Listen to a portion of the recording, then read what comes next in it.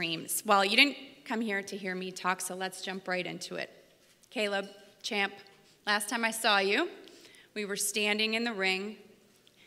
You were overcome by emotion after winning your first world title. You said this was for your daughter. You've had to battle through so much adversity.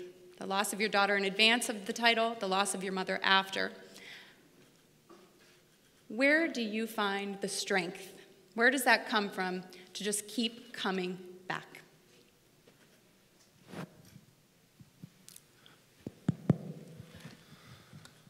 For me, it's simple.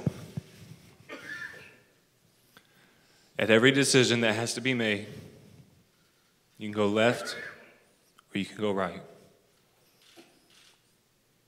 And from the genesis of my being, every time that it was time to make a tough decision, I went left. Because I do not fold, and I do not break, and I do not bend for anybody or anything. So, no matter what's tossed my way, no matter what's put on my plate, this journey must go on for me. Because as we spoke in New York, he said he has nothing to lose. But for me, myself, I have everything to lose. Because it's how I keep a roof over my head and food in my belly. So for me, it's easy. You just continue to put one foot in front of the other. It'll rain some days, but it won't rain forever. The sun will come out, so. Mike, I saw you smiling through his speech there. You guys had a few words here. What are your thoughts of Caleb Plant? I appreciate him watching me online so much and learning about what I'm up to. If you admire me, thank you. You know, the point blank is I do it all. Yeah, I've done those things and I've had fun, but I've been in the gym every goddamn day working too. You know, when I spent 2 years in that hospital getting diagnosed with that autoimmune disease and having 7 fights since, when doctors told me I could never fight again, I'm standing right here. My face is up there because I had the balls to push through that pain. I never talk about someone else's pain. He doesn't know my story, I don't know his. That's why I say I respect him as a fighter. But if he's so intense on watching YouTube videos and quoting me, thank you, man. I appreciate the admiration. A jack of all traits, but a master of none. Caleb, you write that down somewhere? Why am I here? Caleb, you told me in the fighter meetings in advance of your title fight that you've always been on the B side. You've always been the underdog. Well, now you're the champ.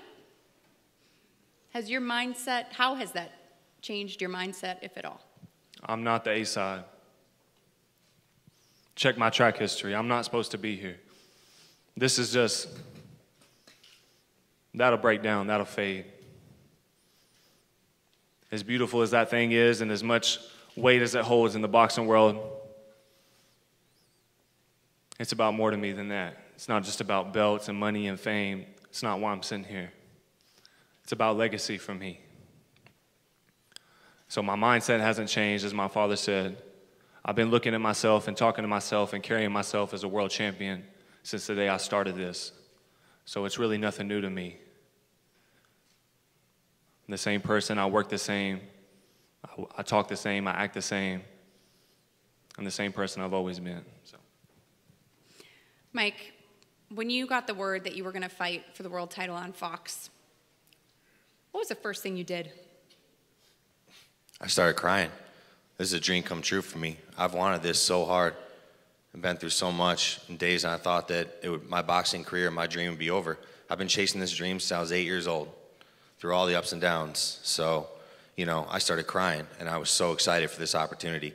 And I thank Fox, I thank Al Heyman, I thank PBC for putting me in this opportunity and letting me go after this dream. And that's what I'm doing here, you know. I'm chasing a dream that others thought I could never have. Most of the people in this room, to be honest. And that's why I don't go online and check all that stuff, you know. Check what people are saying, the quotes. It doesn't matter to me, because the beauty of this sport is at the end of the day, it's only me and Caleb in there. Everybody else sitting out there can talk, Half of them never even been in a ring. 99% of them never even been in a ring. Know what it's like to have thousands of people be a main event and millions of people watching all over the world. Know what it's like to break your nose in the second round, keep fighting 8 more rounds. Break your hand in the third round, keep fighting 8 more rounds. I do. I've been there because that's the kind of person I am. So I don't listen to criticism of people, anybody outside of my team. All I think about is myself. I focus on myself, and I know that if I come July 20th as the best Mike Lee possible, that I can win. I don't worry about anybody else. I'm not worried about Caleb, his team, any of the reporters. Quite honestly, any of you people in this room that's not my parents or family back there. So it means nothing to me. Caleb, I hear you saying no way.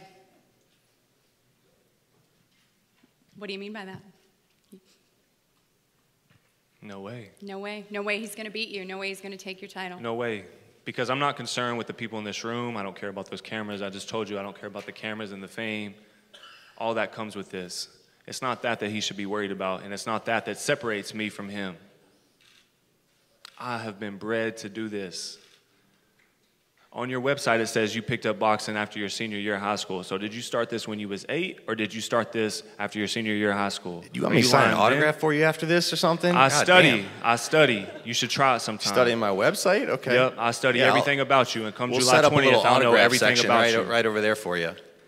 Maybe I'll give you some Mike Lee gloves. You've been looking at me so much. What you need to do is keep some of that Mike Lee CBD, because you're going to need it for that ass after I knock you out July 20th. Because that's exactly what's happening is you get knocked the fuck out come July 20th. Actually, I appreciate the CBD make sure you plug. keep some of that CBD, because you're going to need to rub it on that tail end after I kick that ass. You're just making me money up here, man. I appreciate that. Thank you. Keep making me money. Well, enjoy this payday, because this is your last big one after you get knocked the fuck out. As you can see, knocked out. You haven't knocked someone out in 8 fights. This is going to be an incredible fight on Fox.